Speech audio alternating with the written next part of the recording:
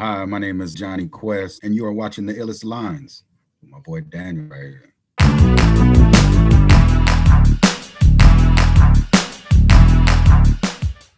Hey, what's good, everybody? This is B-Fam Daniel Anthony. This is the Illest Lines, where we talk about our favorite lines from certain songs. And today is a gentleman that I've known for about at least, it's been about 10 years. At We met least. a long time ago in California. I want you to do me a favor and give it up for Jon E Quest. Yes, What's sir. good, Yes, sir. sir? Yes, sir. Yeah. So I know that we kind of touched base in 2010 was through Vince in Oxnard, California. Yeah. I'm trying to remember what the name of the event was, but it was, I think, the first time he had Bizzle out. Yeah, I think it was like some kind of like Illuminati. You know what I mean? Like, cause Bizzle was really, Right, yeah, he was really going in on all of that, right, and that song he did talking about Jay-Z and all that. right. I think So that, that was pretty much around the time that he first came out, right? yeah, yeah, with that Right. one song, and Yeah.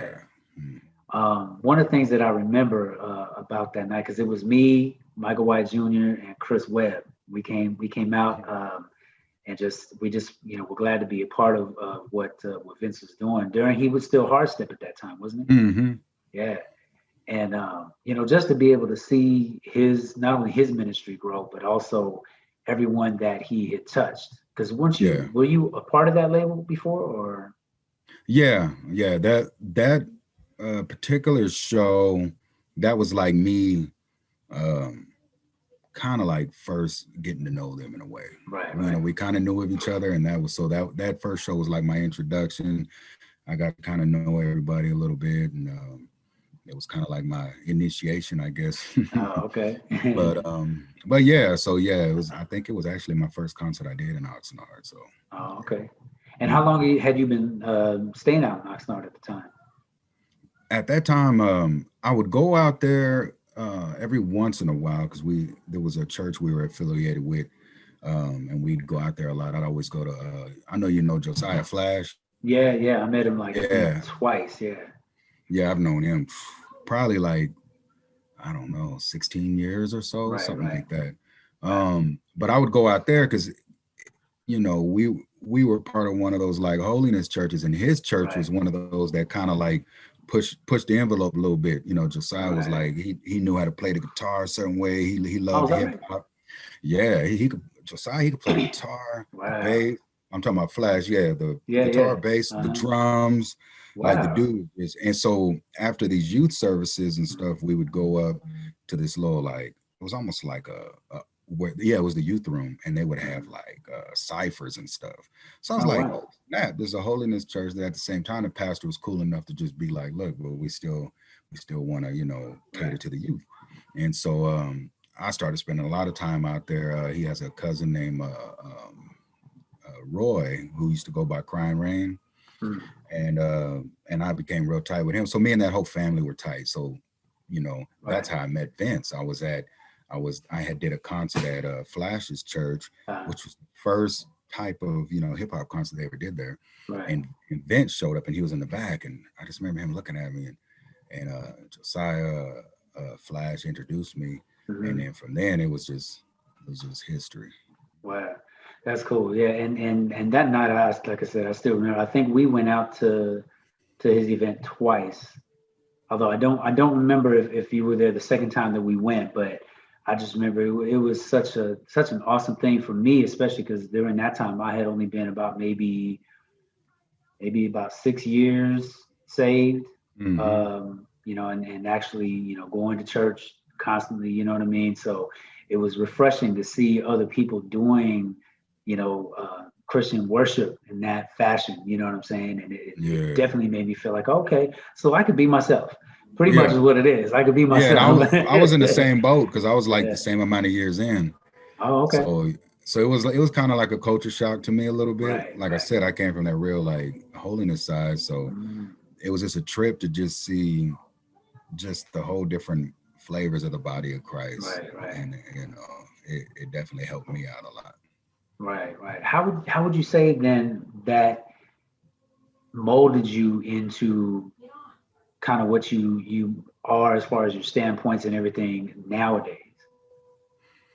Um, I think what molded me the most is there's this picture of, that a lot of people have of like being a Christian. And Right, I remember being in a meeting with Vince and everybody. It was the whole Hard Step like label, and everybody right, was there. right. Daniel, Lamont. I mean, Yeah, everybody was there, dude. right, And I remember me and Lamont had said something, um, and it just rung. We just agreed, and it was like for a long time we thought church was, the four walls. You go out and right. you do a little bit for the community here and there, which Mm. was minimal at that time. Oh, okay. Um, but I honestly felt like a Christian when I Hmm. got outside those walls and I started doing stuff with Hard Step and in those Right, concerts and just going out there to the community, because right, you can. It's kind of like how Jesus was when he was out there. It was like total liberty of just walking out there. He had some disciples. None of them had the right, preaching license. There was no right, politics right. involved. There was Hmm. no titles. There was nothing. It was just like Right. we're all gonna go and we're gonna try to turn this thing upside down. Yeah. And when I started doing, now you remember, like you said, you were like 5 6 years in, so was I. Yeah. Like, but when I started doing that is when I actually felt like a Christian. I felt Mm. like I was truly a disciple, because Right. not only was I, taking advantage of the corporate worship, because Pentecostals, we go in, and Oh, okay. you know what I'm saying. So we were really taking more than we were Right. given. So we had the good services, the good preaching, we Hmm. had all this. But then when I got out there to the, and you were looking in the face of the gangbanger, the killer, the prostitute, and all that type of stuff who Hmm. came from where you came from, Right. it was like I finally knew that's where I belonged. Mm. I finally felt like a Christian. It was like I Right. felt, Right. so with that, it was a paradigm shift of like um the regular, like, I would say perception of a Christian Right. to like being in the have a full liberty of just being able to just be myself, because that's what it helped Hmm. me do too. It's like, all right, I have all these flaws, these hangups, all this stuff that I've been through and all that stuff. Right. I can walk in that with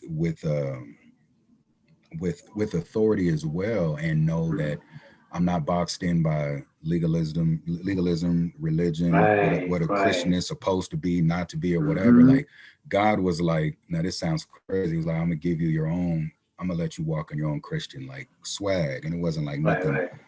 nothing to where it was like prideful swag, or whatever. It's like I was able to just be myself, Right. because when He saved Peter, I mean, yes, of course, Peter had to be humbled and all that stuff, and then Hmm. eventually do his thing. But Peter was still wired Peter. Right. Paul, Paul was killing Christians, but Jesus flipped that and used that same ambition that Paul had. Mm. But Paul was able to be himself as well. You know what I Right. mean? And Right. just walk in his own lane. And me, I thought I had to almost be like factory cookie cut into all the Christians that were around me. Right. Right. And so it gave me liberty to just be like, all right, although I'm saved, God still likes how I'm wired. Hmm.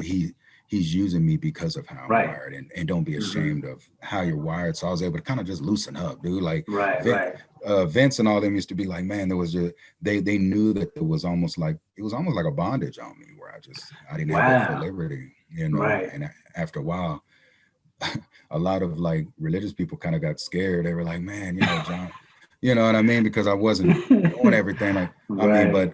but at the same time, I was able to find myself in Christ. You find Right. Right. Christ, and then eventually you find yourself in Christ. So Definitely, definitely. And that it's funny. That kind of reminds me of this. I'm trying to think of whether or not you the one that posted it, but it was basically like a little cartoon of a biker sitting on a pew with a Bible in his hand, and then you got a couple people to his right and left, and the two guys on his left are like, he's not a Christian like us, like thinking this, and yeah, the ones on his other side is like, he something about he looks too fake or something like that, or he's not a real Christian or something like that, and then he's saying to God with the Bible in his hand, tattoos showing and everything, biker dude, and just saying, help me to be, what was it, humble or something like that. I don't remember what exactly the yeah, statement was, but those are the misconceptions that people have. Yeah. And I'm not gonna lie, I felt the same way Oh about man. people way before I got a chance to be involved in church. And even while I was involved in church, I still felt like there's a certain way that I'm supposed to be. But at the same time, with the teachings that I received from my first pastor, it was like, okay, he allowed me to understand that there's a way to be real and Hmm. without losing yourself. You know what I'm Yeah. saying? You can still Yeah. you can still lose the things that need to be lost, things that need Yeah. to be taken out of you. You know what I'm saying? But it Hmm. was just that same feeling that I think that you're talking about, because we have a tendency to believe that it's supposed to be just like this and that's it. You know what I Yeah. mean? And Yeah. that can get frustrating, because then Oh you man. when you start feeling like you're not growing in church, then it's like, okay, well, what am I supposed to be doing? Yeah. Well, you don't realize what you're supposed to be doing because you forgot who you were Hmm. and who you are growing in Christ. Hmm. You know what I'm Yeah. saying? So you can't see it, and I think that's one of the problems that a lot of people have. Yeah. And do you think that kind of relates to, now going into the discussion of CHH? Do you think that kind of relates to how people put themselves out there when it comes to CHH? Yeah. Well, as far as how I feel that it impacts or has a pull and a draw on CHH, I think it can go to both extremes. Like what I seen happen was um you had Lecrae and them, and I seen them. They went through a lot of stuff, dude. As far as the I heard, yeah, church, it, as far as what I know they dealt with, I dealt with, and I know that you dealt with, different people dealt with. The more you right, step out of that box, um, and get out of that that factory setting, yeah, um, and you start pushing limits. And now here goes the thing: when people say pushing limits, it really wasn't pushing limits. To the right, church, it looked like we were pushing limits. hmm, To God, it was we were using where we came from right, to go and reach those that can only be reached by the language that we speak. right, right, To the church, it was like, oh my God, they're messing up tradition. What are they doing out there? right, Why are they doing that type of music? Although, Paul was saying, I became all things to all men so he could right, save some, you know what I mean? And yeah, that's what we were doing. But there was such a reluctancy of just still uh, walking it out and being wired to be yourself. yeah, Um, I think the fine line where it went to the extreme in some cases was because of the adversity, because of the judgment, because of the condemnation from the church. You had certain segments of Christian hip hop that when they started to quote unquote push that line, sometimes that line went too far to the right too. You know what I mean? And they right, didn't know how to keep that middle ground. God, I believe, was putting a lot of favor. And I'm not saying he's not now, but there wasn't an right, immense amount of favor on Christian hip hop when we still kept that balance. right, There right, was still some holiness in it. There was still Jesus was still glorified in it. We weren't piggybacking off of the world as much. We weren't right, trying to be quote unquote famous as much. It was hmm, one of those things to where if like, all right, if fame happened and God opened those doors, it was good, but we're after right, these souls. You know what I mean? exactly, yeah, And so there were certain people that almost got to where they were so rebellious of the church because of all of the judgment and all that a lot of them either fell off or they lost that anointing that was initially on them to get them where they were right, at. Because everybody where they were at, like what got every prominent person in Christian hip hop where they were at is we felt Jesus in their music, right, And then you had the church pushing, especially in like the last 4 years with politics and all that stuff. There was an exodus of a lot of minorities out of these churches, mm, and with that and them judging artists like Lecrae and different other artists that spoke up against injustice, and they started losing like ticket sales, they started losing album sales immediately. Like look, like wow, Lecrae said his concerts would go from like 2 to 3 thousand and on up to like just hundreds right after wow, he brought out that album where he was just speaking against the stuff. So right, what that does sometimes too is it'll also cause you to just be like, all right, you know what? I don't want nothing to do with that. And it starts right, affecting the music, starts affecting him. And so you saw him go hmm, through these things. And I think as a whole, the whole industry went through a lot of those same things. I You believe that, know, it was almost everything that happened before Jesus went to the cross. It was like you mm, had You had Judas that was using well, pretty much selling Jesus for money. If you think about it, Right. Christian hip hop was kind of doing that. I'm gonna sell y'all Hmm. Jesus and try to come up off of it. Televangelists do it, all that. Um, Right. and then you have the point to where you have Peter, where this is crazy. I seen Christian hip hop, some of the biggest labels that we were already speaking of, get to a point where they were Peter in that situation, Hmm. where when the pressures of the world came up in fame, it was like, nah, I'm not actually a Right. Christian. I'm not actually a Right. Christian rapper. Right. I'm a rapper that just happens to be Christian, Right. and so the denial part started happening. So there was like stages that I kind of started Mm. seeing that were mirroring a lot of the stages of like prominent people that were in the Bible. And I Right. think what needs to happen is the last stage of Peter, where Jesus asked him like 3 times, and the same amount of times he denied him was like, "Do Right. you love me?" Then do my will. Pretty much, like Right. at the end, he was like, "Then feed my sheep." And Right. then Peter was humbled, and he Hmm. began to just walk it out the right way. And Right. I think we're in that transition, but I'm hoping that we can kind of gain the same ground we had back before. Yeah. I think a lot of it has to do with well, I won't say a lot. A pretty good amount of it may have to do with intention. Because if you think about what he said every time he was asked about denying Christ, Mm-hmm. like certainly not me. You know what I Mm-hmm. mean? Mm-hmm. But and because you have that every intention of Yeah, not denying yeah. He's like, I'll him, die his for it. love. Yeah, yeah, exactly. And then all of a sudden you get faced with that particular moment. It's like, no, not me. You didn't see Mm-hmm. me. Like Yeah, to the point of anger. That's what cracked me up. To the point you're yeah. how are you gonna get and the reason why I think And he that he felt cursed. that anger, yeah. The reason why I think he felt that anger was because he realized that what Jesus said about somebody denying him was coming true. And it was Yeah. almost like you ever have those moments in the past where you're like, you realize you're about to say something that you probably shouldn't say, and not Mm-hmm. because it's something that people will look down upon, but because it's not the truth. Mm-hmm. You know what I'm saying? It It's has like to a do Hail with that Mary same throw. Like, right. Yeah, I'm. exactly. Yeah, yeah. Mm-hmm. And it gets to be that same type of thing, and most of the time, I think that a lot of people do fail because we start like thinking too much about it instead of just being Mm-hmm. like, yeah, and Yeah. yeah, no, Mm-hmm. I know him.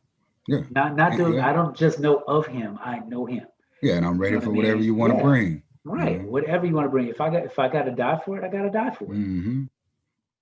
I was gonna say you were talking about a little bit of the ambition, so kind of make a transition into that. This wasn't a part of the mission. Feels like my soul went missing. Just trying to make a living, and that's what I call ambition. Ambition. When you came out with it, that was this past year, right? 2020. Yeah. I dropped the video. I did the song. Man, I finished that song years ago. Really? Yeah, but I mean, Oh, okay. it has such a today feel, Yeah. even with how I was spitting the lyrics and all that. That song came about after I had met Kanye West at the LAX. Oh, yeah. I remember you talking about Mm-hmm. that. Yeah. I just started Wow. working on it a little bit and putting things together because when I met him, I just felt his spirit. And Wow. so the words in that song were like me looking through his eyes. You know what I Wow. mean? And so when I started writing it, it was like everything I felt when and discerned off of him that I felt when I met him was everything I put in that song. And it was just having an Wow. ambition, but it wasn't really the right ambition, Right. you Right. know. And so and then I started seeing that everywhere, whether it was Christian hip hop industry or whatever. It's like what is your ambition? And his whole ambition was always, um, he had passion to do all this stuff, but at the same time, it was only driven by what he can gain. I want this, I want that, I want this, and he was Hmm. willing to just die for it. Right. I remember an interview where he was like highly emotional, and he said, "I lost my mom Yeah. uh, because of this industry, and stuff like that or whatever." Mm. Remember him saying, Yeah. sold my soul to the devil. I know it was a crappy deal, but at least it came with a few tours like a happy meal. Like Right. his Right. whole his whole ambition was, I want to get famous and I want things. And so the whole slant of that song is like Hmm. ambition to drive you crazy if it's put in the wrong, in the wrong Right. energy. when you have that wrong ambition, dude, Yeah. it's like sweeping water. It'll just never be enough, bro. Right. Yeah. You know, one of the things I liked about this, because usually what I try to do is that when I gravitate towards a song, I'll listen intently to kind of point out what would probably have been the illest line of the song. And the whole entire thing just it was like nonstop. You know what I mean? I Oh, loved I how short appreciate it that, was. man. First of all, Yeah, the shortness of it was cool. Like I thought that yeah, was pretty slick. You know, yeah, and whether it was done on purpose, you know, or not, it's like it was just it was cool that just how short it was. But yeah. from from the gate, as soon as you started like from the very first line, Why y'all trying to be somebody? I'm just trying to be the difference. Why y'all trying to judge somebody? I'm repping that deliverance. I know. my thing about those lines was that in itself is, I would say, the perfect introduction to who you are. You know what I'm Hmm. saying? Because that, Yeah, like I told you before when we were talking about, first meeting up, with Vince and them, I I feel like that speaks who you are from the gate. You know what I hmm, mean? Like like that might as well be your name. Hey, how you doing? I'm Johnny Quest, and why y'all trying to be somebody? You know what I mean? Like that's part of your intro almost. And but to me, at the same time, it was the most realist as well. And yeah, that to me is what kind of spoke volumes in regards to this particular song. So my question on that is, and including the way the video was done, we'll get to that. yeah. Um, it seemed to me like that whole entire song just basically had to do with um, the fallacy of trying to go for certain ambitions in life. Is that a correct assumption? Yeah, yeah. It's, I mean, it's to me that type of ambition is a one-way street. Right. Um, and I've seen people. I mean, I've seen Christians get caught up in that type of ambition. Yeah. Prosperity, and especially in Christian hip hop, a lot of people are like, boy, and they got taught that real lesson. Like God put them through a clinic right around now because you had all these Christian hip hop artists who were like, oh, my career is going to be in Christian hip hop. And so they're Right. thinking they're just going to be doing all these tours and that's Right. it. Let me quit my day job and I'll be good. But Right. now that they're realizing that COVID is closing all those doors because all their money is made off of tours. Okay, Right. now it's like, okay, how you gonna serve them now? Right. I got to ask too in regards to the video because it I thought it was pretty unique. I'll say that you played a cop, Mm-hmm. and and your son played the person that you were going after. So was there like a deeper meaning to that, or was that Mm-hmm. just something that okay? So what was the Yeah. the deeper meaning to that in itself? Because I'm not gonna lie, I didn't Yeah. catch it. Oh, you'll get it now. Yeah. Okay. Yeah, you'll get it now. Hold on. Let me get my popcorn. Yeah.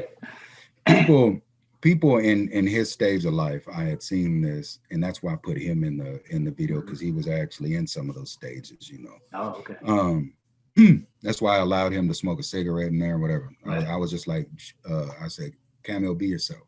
I'm Right. not gonna judge you, right? Mhm. Um, so I was a cop, and my role was authority. Right. Um, authority can have all different types of definitions as far as cops are there to kind of judge, to kind of see what you're doing wrong, Right. to arrest you, Right. to Right. lock you up, to condemn you for everything that you're Right. doing Right. wrong. Um, Obviously, the person who was playing my son was into a lot of wrong. He's carrying Right. guns and money. You could tell Yeah. he's Yeah. probably dope dealing and all that. Yeah. And as I'm pursuing him for his wrongs, you know what I'm saying, or just observing his wrongs, and I finally catch him in Mhm. in the moment, and I finally just get him and I corner him. I realize that he doesn't want to live like that, and he Right. and he and he does want to end his life. That's why I was like in the video, I was like, I want you to put the gun to your head and all that, because in the song it was like, feel like I'm going crazy, reality looking Right. hazy. Can somebody please save me? This wasn't part of the mission. Somewhere my Right. soul got missing. You know what I mean? Yeah. And so when I saw that as a cop, as a person of authority, as somebody who might be judging or who could judge and who could Right. condemn, in that moment I seen the real of it, and so I took the gun and then I just hugged him, and it was like, I'm not even gonna slam you up against nothing. I'm not gonna do you like a normal person would who has authority. What I'm gonna do is be like, okay, I feel you. Come here, give me a hug, give me Yeah. that gun. He walked away with tears. I had my arm around him, and it was like grace. It was like Right. empathy. It was all of those things. You know what I Mhm. mean? So it's like you could pursue all those things, and it was like a Right. depiction of like the church. It was a depiction of how we see people Mhm. in those moments. So it's like, Man. yeah, I'm checking the spirit of having the wrong Right. ambition Right. of greed and lust and all that stuff. But at the same time, you know what I mean, when you meet them on that road, you whenever you see that, it's also taxing them and the reasons why they're running after it, or whatever. To Yeah. have the empathy in that moment and to show grace, like that was my whole point. You know what I mean? Like, this dude is chasing stuff so hard that it's killing him. Right. Am I gonna continue to just show him, hey, yeah, now I'm gonna condemn you, now I'm gonna do this? I'm like, Right. man, Right. nah, come here, kid. I Yeah. got you. Yeah. Like, don't even trip. And then my whole thing was, is I'm hoping in people's mind they would know that, all right, maybe that officer took him under his wing and Yeah. started schooling him on the right things. You know what I'm Hmm. saying? Wow. So Wow. yeah.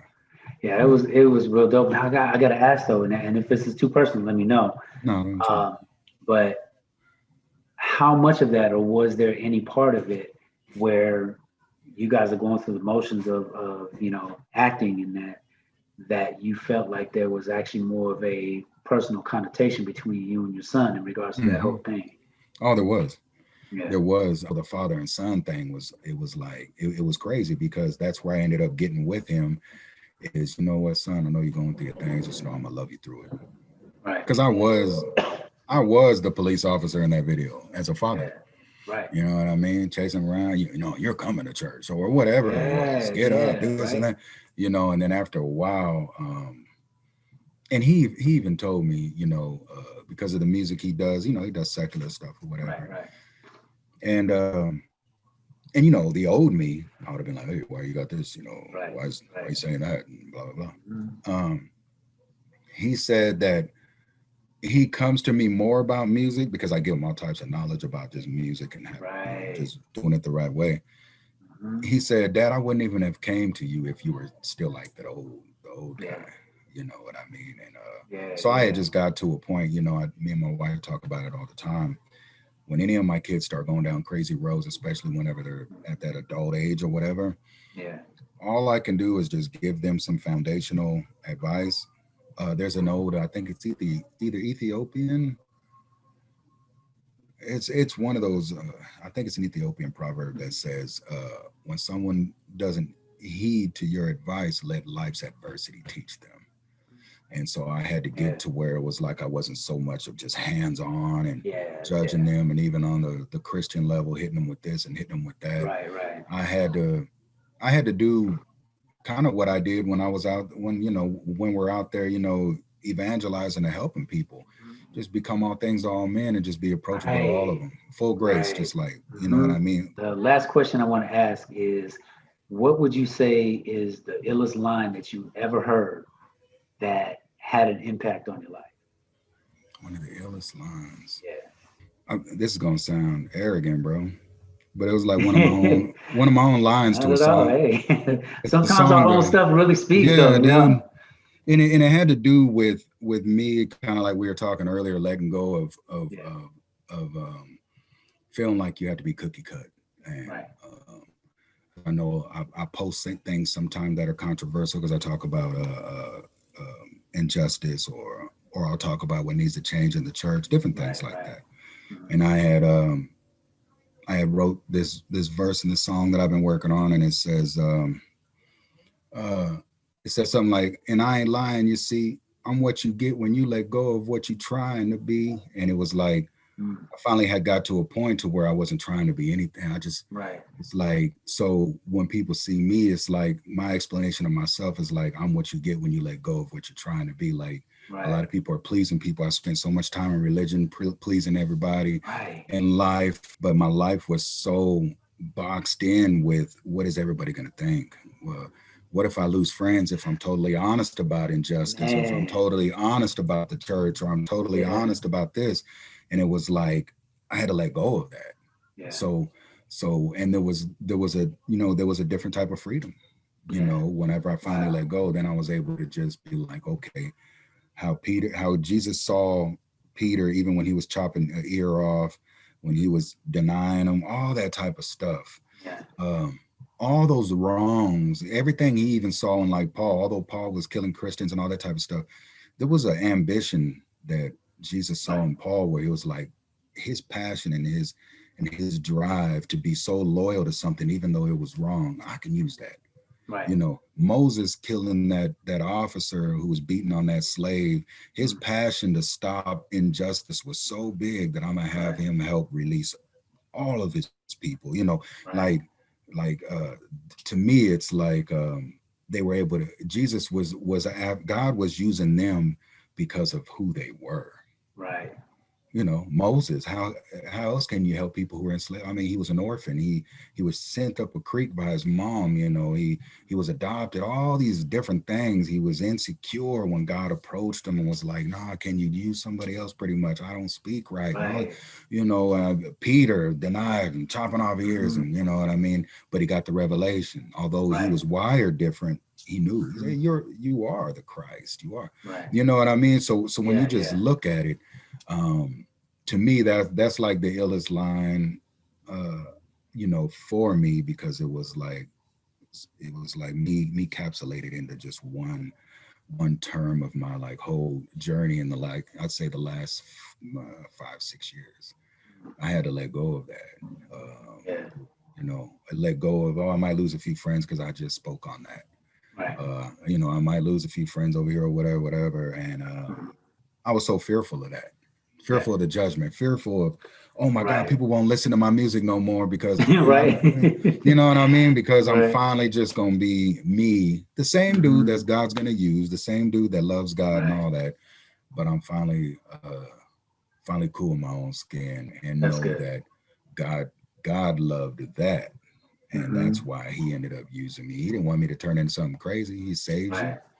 He takes you as you are. We have our hang-ups and he uses you. Be happy and be content with who you are and let God use it. You know what I mean? Before I let you go though, for anyone else that doesn't know how to reach you on social media, where can they reach you at?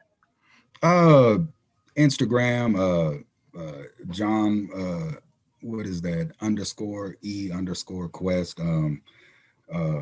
Facebook, you can find me under Jon E Quest, Jone Quest. You can Google a lot of my stuff. You can just Google Jon E Quest as well, and it'll show. It'll link you to like YouTube and different things. Because I can tell you to go to YouTube, but there's also things on Google that'll link you to different avenues of different things. But yeah, just definitely feel free to link up, subscribe to me, and we could chop it up. Yeah, most definitely. Share creativity. That's the key. Yeah. All right, brother. Well, we'll talk to you soon, man. God bless you. And I appreciate you being on here with me. And if you ever need anything, just let me know. Yes, sir. The illest lines, bro. Yes, sir. You know what I mean? I had a ball, bro. God bless you. Appreciate it. God bless All right, you. You have a good one.